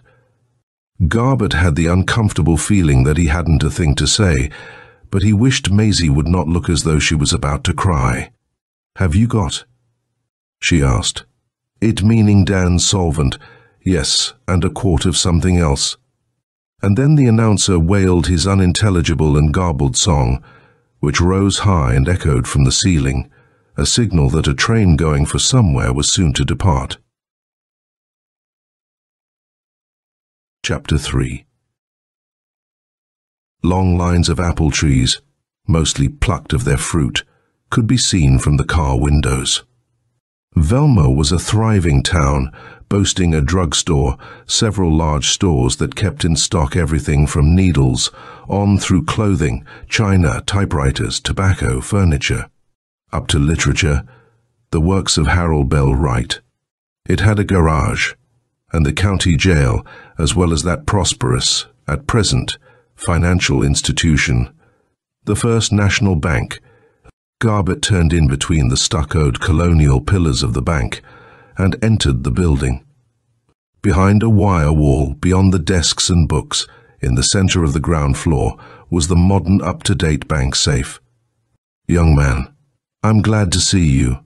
Just in time for lunch," said Peter Riddick, coming out from behind the wire wall. To this white-haired, portly, beaming bank president, every male was young man. "Sit down and rest yourself first," he invited, leading the way into his private office, "and then we'll go home for food." In the banker's office, Garbutt told his carefully prepared story. He was, he said, on his way to Washington, but he had stopped off for an hour or two. He was expected in the capital on the following morning, so he could not accept Mr. Riddick's instant invitation to spend the night. All the time the crook was remembering the appearance of the inside of the bank. He had a mental picture of its interior now, and he would refresh it later, when they went to lunch. Garbutt opened his suitcase and extracted a bottle and a corkscrew. While Peter Riddick waited expectantly, the crook sent the steel deep into the cork. "Have you got a glass?" asked Garbutt, a trace of nervousness in his manner. He had made a mistake. He was about to open the bottle of solvent. "I'll get one," the bank president said, and departed with a smile of anticipation. The moment he was out of the room, Garbutt tore the corkscrew out and hastily changed bottles. Almost at once, the white-haired man returned with 2 glasses. He saw Garbutt trying to force a crumbling corkscrew into place. "Very poor steel. Sorry." The crook laughed at his own futile efforts. As fast as he thrust the corkscrew down, it crumbled into bits. Peter Riddick was plainly puzzled. He tapped the corkscrew with a blunt finger. The steel flaked off and fell to the floor, and he rubbed it with his shoe.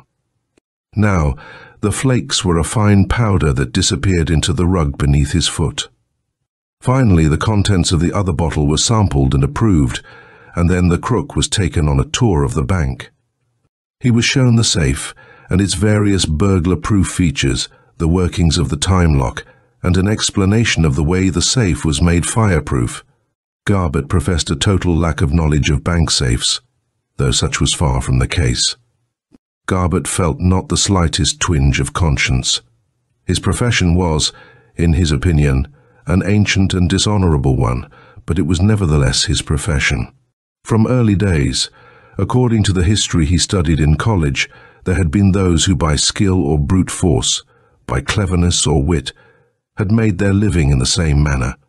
By thrift and hard work some men and nations rose to prosperity, and then other men, or other nations, came and conquered or stole. "This is an honest man from New York," said Mr. Riddick, introducing Garbutt to the office force of the bank.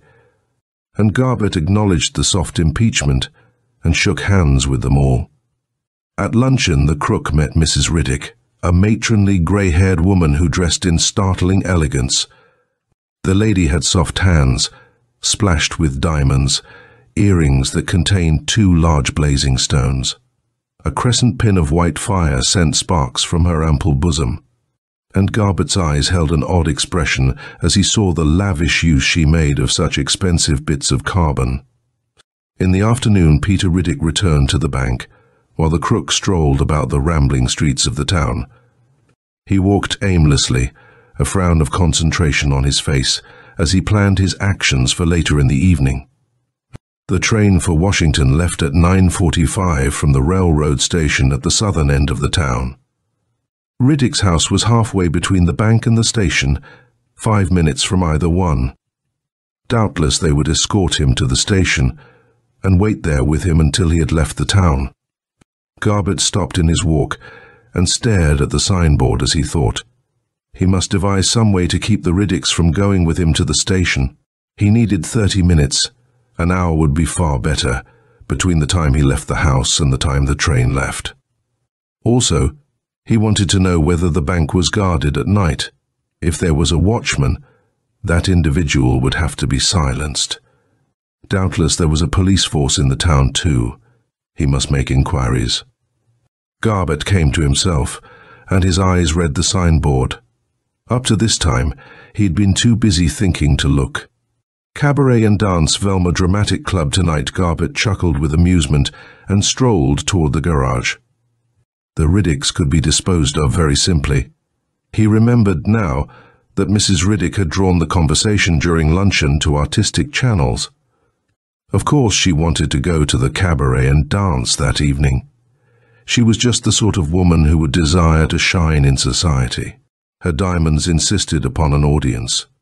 A grime and grease-covered mechanic willingly ceased his languid investigations into the interior of a flivver and indulged in the luxury of a new listener. "We've only got one policeman," he said in answer to a question, "and he's the worst one in the United States. Prohibition ruined Pop Gordon. He's tried more recipes than any man in the county, and he makes the worst hooch in the state. Why, he fed some of his stuff to a yellow dog I found, and the dog chewed up a tire casing trying to get the taste out of his mouth. Then who looks after traffic and keeps an eye on things at night?" "Nobody," answered the mechanic. "There's not much traffic anyhow. Well, the next day, I saw that yellow dog looking sick, and—" Garbutt let the youth continue, and finally satisfied himself that he had nothing to fear from an unwelcome interrupter. By the time the garage monologist had come to the end of his 7th saga of the town of Velma, it was time for dinner. As he smoked a cigarette after the evening meal, the crook recalled his promise to Maisie. He had promised her something for her hair, yet he had not made a single purchase so far. A kerosene motor chugged in the cellar of the Riddick home, manufacturing electricity for the illumination of the house. Resplendently attired in a jade Canton crepe evening gown, with bouffant draperies over the hips, Mrs. Riddick wore, also, her complete collection of diamonds. "Since you insist upon our going," she said when she returned to the room after a short absence, "I think we had better start." Garbutt rose instantly and took her opera cloak from her hands. She wore a bar pin of astonishing brilliancy in her hair at the side. The pin was crescent-shaped, large, with the usual simple clasp. Peter Riddick clambered into his overcoat and put his hand on the electric light button preparatory to pressing it. Mrs. Riddick held her cloak closely about her. Garbutt stood near her, waiting until the lights should be extinguished. When they went out, he would take the pin. "We are sorry that you are going," said the bank president, as darkness dashed into the room. "An honest man such as you, Mr. Garbutt, is a rarity. But I know." At the words "honest man," Garbutt had unclasped the crescent bar pin, and by the time the sentence was finished, he had slipped it into his pocket. Maisie was going to have a souvenir for her hair. Turning, the crook followed Mrs. Riddick from the room, leaving Peter Riddick to follow from the farther corner. The hour was 8:30, so he had plenty of time. The walk through the crisp, fragrant air to the station was a pleasure. Not a cloud threatened from the sky. There was no moon. Only the faint radiance of stars softened the darkness.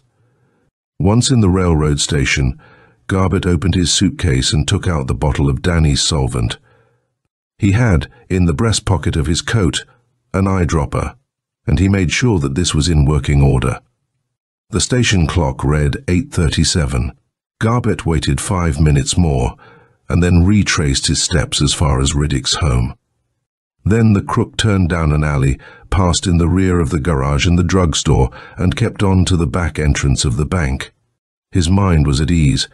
He even had an explanation prepared in case he was stopped. Next door to the bank was the hall, where the cabaret and dance was in progress. If questioned, Garbutt was prepared to say that he had changed his mind and thought he would look in on the festivities until train time, but had lost his way in the darkness owing to his unfamiliarity with the town. The explanation might not be convincing, but if said with an air of surprise and apology, it would probably be believed. He reached the rear door of the bank without trouble and extracted a short bar of aluminum from a pocket. With this he pushed down the cork in the bottle of solvent until the liquid rose above it.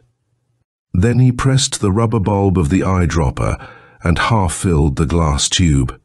He carefully squirted the solvent into the keyhole of the door, directing the stream toward the bolt.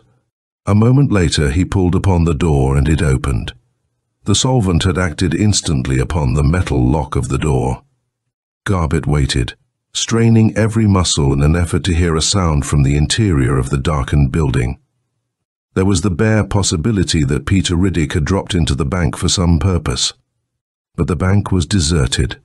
From the adjoining building a strong and untrained masculine voice sang a Negro dialect song written and composed by two Jews. Garbutt was grateful for the noise. It made him feel safe and secure.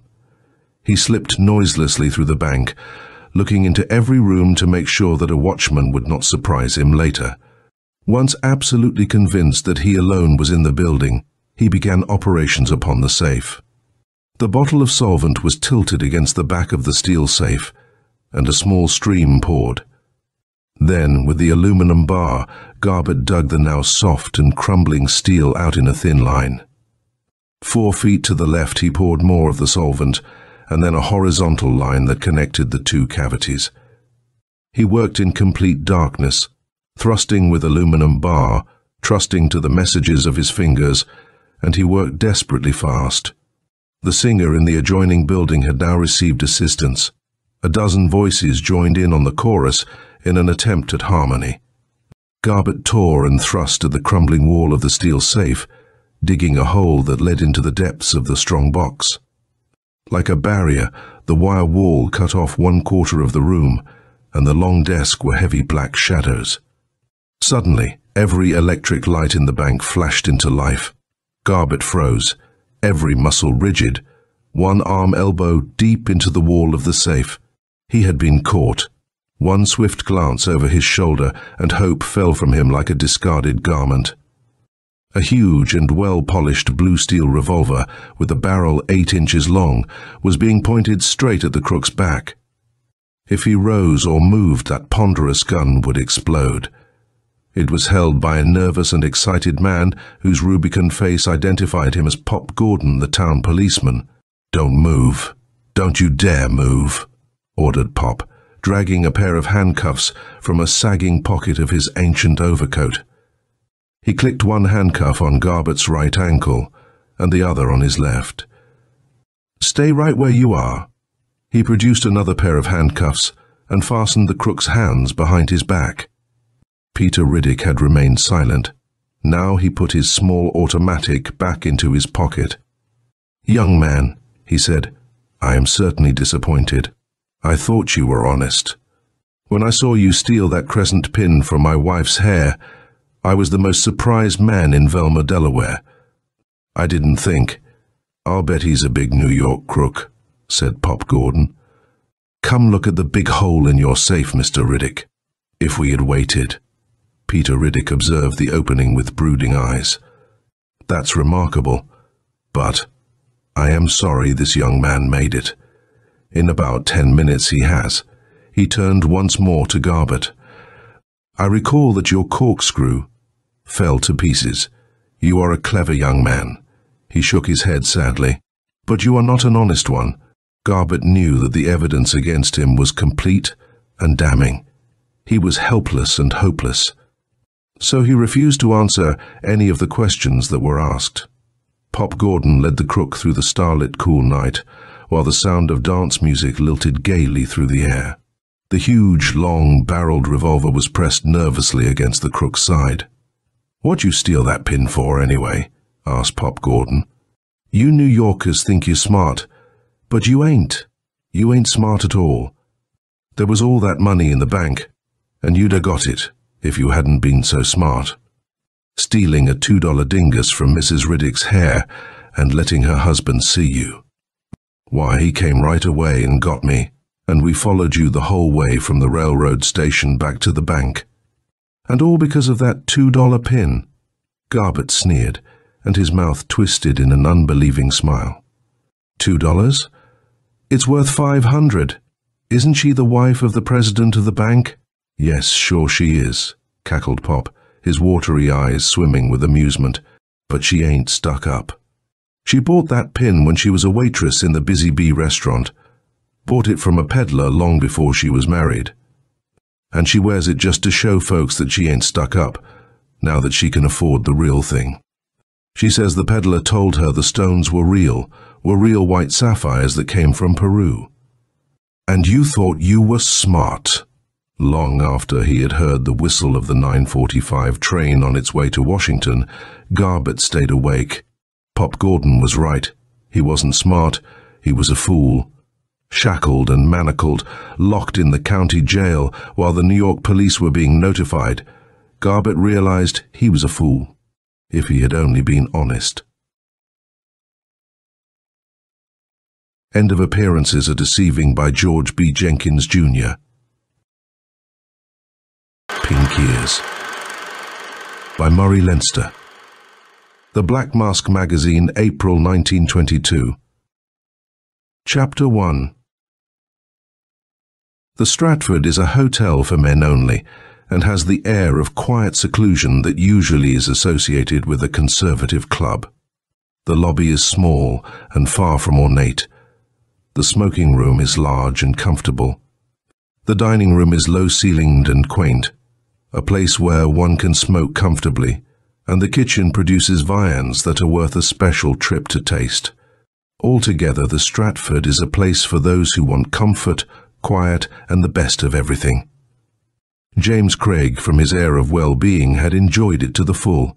An hour before, he had arisen from his table with that sensation of internal comfort that can come only from a well-ordered and well-cooked meal. He had chosen a cigar with discrimination and lighted it with care.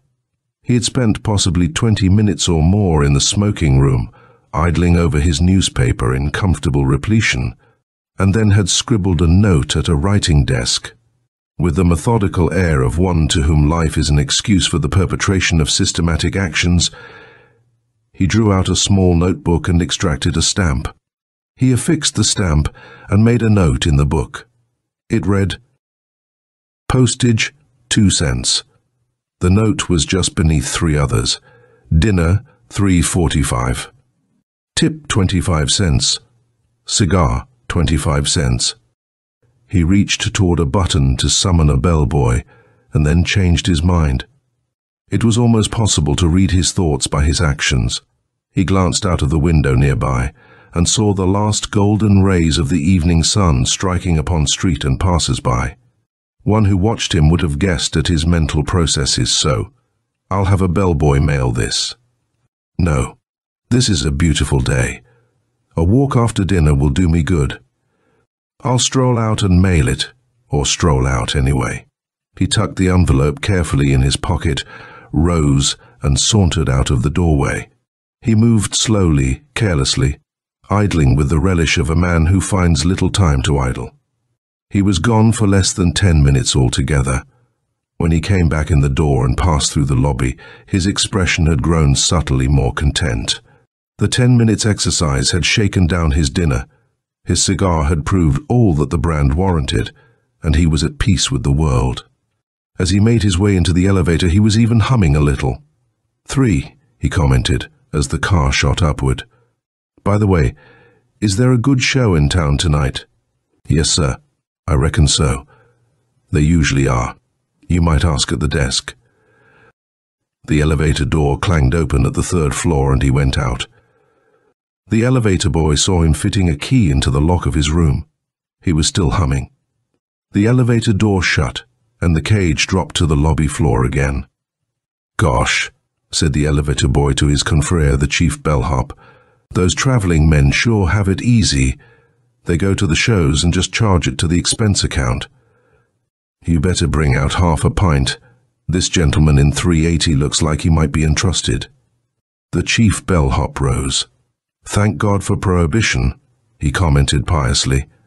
If it wasn't for the law, us hotel help would have to live on our tips. He sauntered into a small private closet and a little later stepped briskly up the stairs. It was certainly not more than 2 minutes from the time the elevator boy saw Craig unlock the door, humming a little, to the time the bellhop knocked softly. But where the elevator boy carried away an impression of carefree contentment and casual cheer, the bellhop straightened involuntarily when he heard a voice from within. "Come in." The voice was a harsh croak, a rasping gasp, metallic and unhuman. The bellhop pushed open the door cautiously and peered in.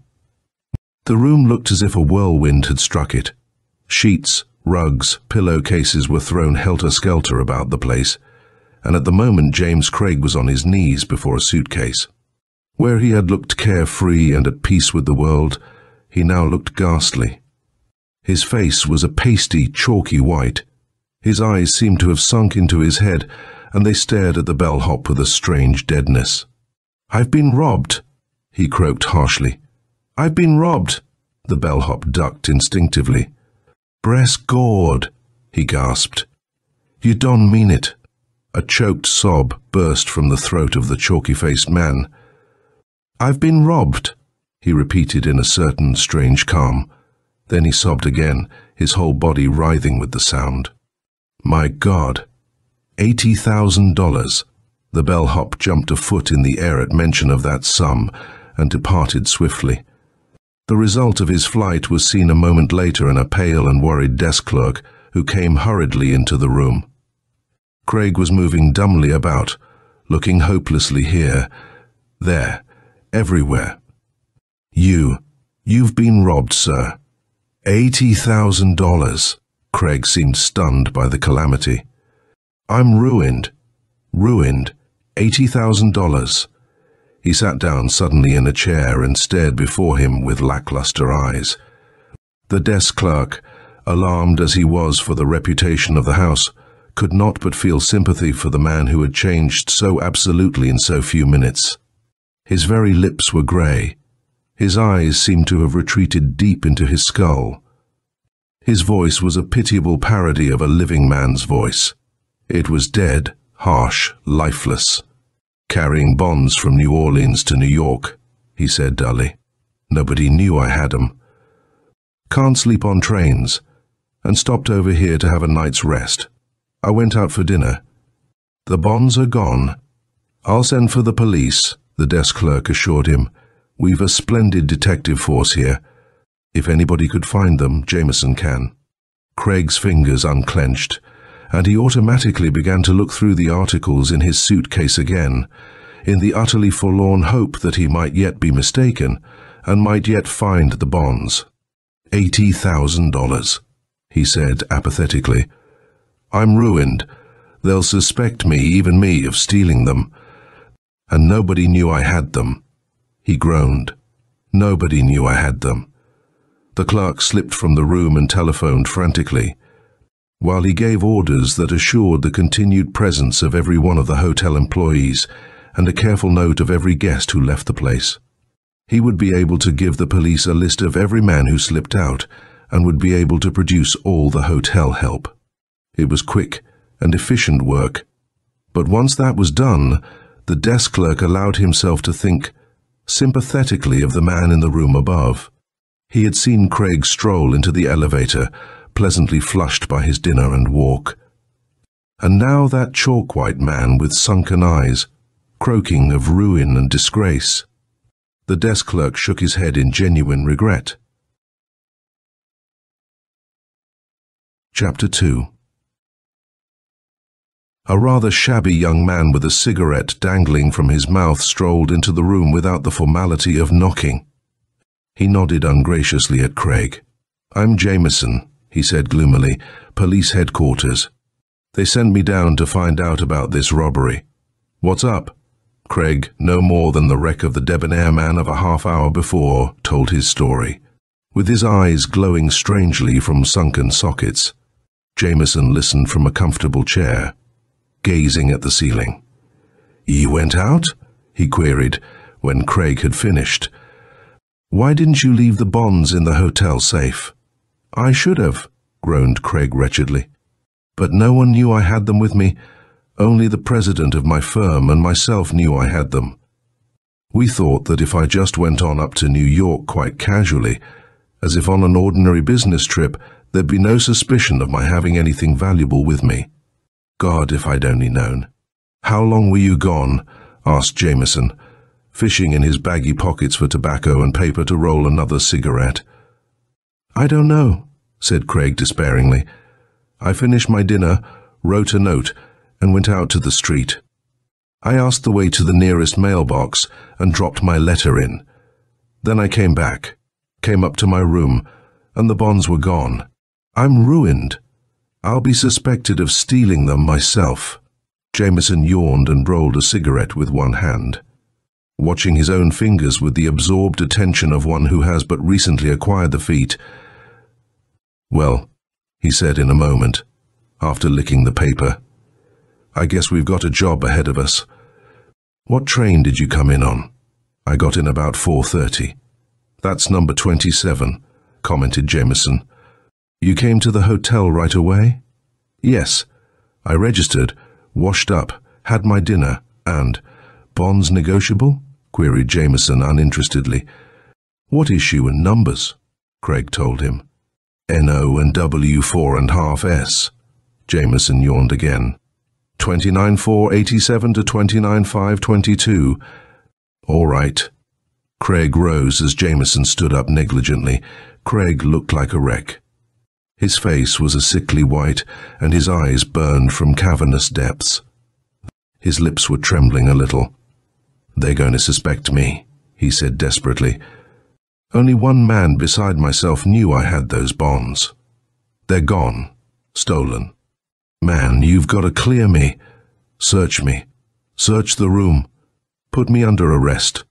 Do something." "I'll put you under surveillance," said Jameson, "if you like." He yawned. "Just to prove to your firm you didn't hide out on them. I'll send a man up in a little while. I can give an account of every movement since I've been in the city," said Craig suddenly. "Look here. I keep an account of all my expenditures. You can check me up. Here's my dinner. Here's the tip, and a postage stamp on the letter to my firm. Here's a magazine I bought. You can check up the time on every one of them. You can trace my movements that way." Jameson glanced uninterestedly at the open page held in Craig's shaking hand. "Don't get so excited," he said grouchily. "Don't ye know that if you had swiped the stuff you'd have faked a book like that?" He eyed the page for a moment and sat down again, as if a new chain of questioning had occurred to him. "Say, do you often come through here?" he inquired. "Yes, on an average of once a month." "Stop at this hotel?" "Yes." Craig began to look hopeful. "Do you suppose someone of the help—" "How big a package were the bonds?" "There were 80 of them. They'd make quite a wad of paper." "Make a man's pocket bulge out?" "Surely." "The hotel clerk kept all the employees waiting," observed Jameson. "I'll take a look. Was your place much messed up when you got back?" "Practically like this. I left the bonds in my suitcase. When I opened the door, I saw the place was torn upside down, everything thrown all about." "You'd left your suitcase open?" queried Jameson. "They'd look in there first." The bonds were under a shirt, in the folds of a shirt. At first glance, they wouldn't seem to be there. Jameson puffed thoughtfully for a moment. "Ever use your firm's stationery here?" "Yes. Why?" "Just thinking," said Jameson. "You see, if you dropped a letterhead in a wastebasket, whoever cleaned up the room might connect you up. Say your firm is a bank. You come through every so often. Suppose you leave a letterhead. Banks sometimes send currency from one place to another by messenger. A chambermaid or bellhop might notice." Craig's face brightened. Jameson wore an air of innocent pride. You have to think of those things, he said modestly. I'll tell you. You go down and get the desk clerk and a cop. Tell the desk clerk to have the darkies that clean up this floor come in one by one. Come back with the clerk and the cop. Craig obediently started for the door, hesitated, glanced back, and then went out. Jameson allowed himself the luxury of a grunt when the door closed, and the expression of innocent pride vanished utterly from his features, leaving them somewhat bored and entirely disgusted. Sloppy work, he commented gloomily to himself. I wonder where he keep his shaving soap. That's the answer, 10 to 1. He began to rummage in Craig's suitcase. Chapter 3. When Craig pushed open the door again with the room clerk and the policeman, Jameson was standing by the bureau, where there was a light. He seemed to be examining something in his hand. Craig looked vastly more hopeful, though his face was still a deadly white, and his eyes were still sunken deeply into his head. This officer, he announced, saw me when I went out to mail that letter. Tell him about it, officer. I saw him mail a letter, said the policeman. I was standing by the mailbox when he come up. He asked me for a light, and lighted his cigar with it. It had gone out. Thin, he put his letter in the box. 'Twas a small letter, in one Avito hotel envelopes. Jameson nodded uninterestedly. Oh, all right, he said wearily. Nobody thought he mailed 'em away and then called for the police to find 'em. Say, he turned to the hotel clerk. When did you open up this part of the hotel? About 6 months ago. New help? Queried Jameson. He sank into a chair and yawned. Partly, said the clerk. The chambermaid's been here a long time. The cleaner for this floor is Sam Whitehouse. You know him, I think. He's a pretty good Negro. Been fined a couple of times for shooting crap, but that's all. Jameson sat up. Sam Whitehouse, he said with more energy than he had displayed before. Why didn't you say so before? Look here. He took an envelope from his pocket and scribbled a few words on the back, then handed it to the officer. You can attend to it better than anyone else, he commented. See to it, won't you? I'll wait here. He lay back in his chair and frowned at the clerk. I wish you hotel people wouldn't hire known criminals, he complained. They're always making trouble. If there's a smart darky in the city, it's that same Sam. He'd steal the brass plate off a coffin and get away with it. I guess we'll have him now, though. He rolled a cigarette and puffed gloomily on it until the policeman returned. Got him, and he had the bonds. A thick wad with him, Craig sprang to his feet. What? He's got the bonds, said Jameson wearily. You see, I guessed right when I said you'd probably left a letterhead or something.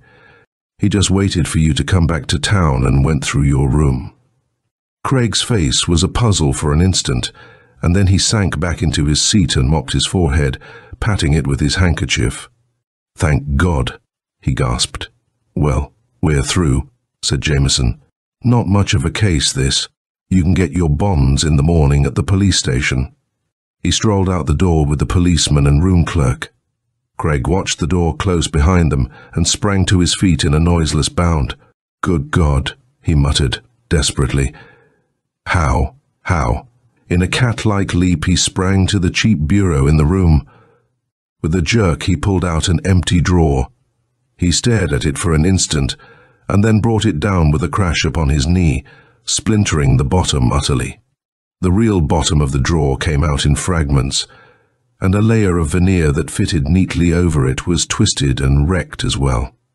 And tumbling out upon the floor were the 80 neatly engraved bonds, fallen from their hiding place in the neatly contrived false bottom, just where Craig had placed them 2 hours before. And yet, I thought so, said Jameson's voice wearily. It was a sloppy job. There was an infinitely bright flash, and the room was full of smoke. Chapter 4. You're mugged now, observed Jameson. I guess a flashlight picture will go well in court. His ears were pink, explained Jameson, his tone indicating the ultimate of boredom. His ears were nice and pink. That gave him away. Craig was huddled in a chair in the police station. The big policeman stood guard beside him, and the desk sergeant listened sympathetically to Jameson's tale of woe. "My God," said Jameson disgustedly. "I haven't seen a really neat job in so long you'd think everybody with brains had turned honest. Look at him now. He passed through here once a month for 6 months or so, carrying stuff from New Orleans to New York and back. He was a regular at the hotel, and the clerk always gave him the same room, and he saw it had one of these cheap made-by-the-million bureaus in it. And he set to work from that." He flung away his perpetual cigarette and grunted. He took some measurements of the inside and got a piece of veneer to fit the bottom of one of the drawers. Then today he climbed off the train, went to the hotel, took his bonds and laid him, neat, in the drawer, trimmed up his veneer to fit exactly, and glued it down on top of him. To look at it, it was a perfectly empty drawer, and nobody looks for secret compartments in hotel furniture, particularly of the made-by-the-million kind. He wandered downstairs, ate his dinner while the glue dried, smoked a cigar, and went back up to his room and yelled bloody murder. He thought he'd get away with the story that his room had been robbed while he was out. The desk sergeant shook his head sympathetically. He said commiseratingly. "He had a good make-up on," commented Jameson morosely. "He looked like the Ratho Gord, and he played his part pretty well, but he overdid it, of course. Showed me a notebook to check up his movements by, and he'd made an entry in it while there was a bit of glue on his finger. The smudge told a lot, since I'd already made up my mind he was trying to steal from himself." "Say," he addressed the prisoner, "were you thinking maybe your firm would prosecute you for the theft and be unable to get a conviction for lack of evidence?" The prisoner seemed to shrink a little farther into himself, but did not reply. "That was it," said Jameson gloomily. "Once he'd been tried, they couldn't have done a thing no matter how much proof they got that he had recovered and was selling the bonds later." "He gave himself away, you say?" the desk sergeant asked. "Dead away," admitted Jameson depressedly. "I knew he'd done it the minute I first saw him, and if that wasn't enough, I sent him out to get the room clerk, and he stopped in the doorway to take a last look straight where he'd put the bonds. And the first place he looked when he came back was the same spot. It was a shame to pinch him, he was so innocent." "But can you jug him?" queried the desk sergeant. "Jug him? I could hang him," asserted Jameson in the profoundest disgust. "I got Murphy to frame a story that he'd found the bonds on a bellhop, and when Murphy—" "Me name's Oriane, sir," interrupted the policeman. "When Oriane sprang the plant and we went out, Craig went straight to look at the bonds and make sure they were safe. All I had to do was take Oriane by the hand, and wait 2 minutes, and then swing in the door and pull a flash pistol. I had Craig neatly mugged with the bonds in his hands. Could I jug him, I ask you?" "You could," agreed the desk sergeant. "But you keep saying all along that you knew he'd hidden out the bonds. How'd you know that?" "His ears were pink," said Jameson wearily. "If you saw a man who'd just been robbed of a fortune, you'd expect him to look sort of pale, wouldn't you? I would that. This man was made up pretty good. His eyes looked sunk way back in his head, and he was pale to just the right extent. He put over the voice stuff pretty well, too. He'd made himself up with number 1 dead white that he carried in his shaving soap tube, but he'd left his ears pink, a nice healthy pink, and I had only to take one look to know what was up. 'Twas careless," said the desk sergeant. "Careless? It was criminal." Jameson seemed to be mourning over the decay of crime. "I haven't had a real good case in a coon's age. Crooks haven't got brains anymore." And he shook his head in the most abysmal gloom. End of Pink Ears by Murray Leinster.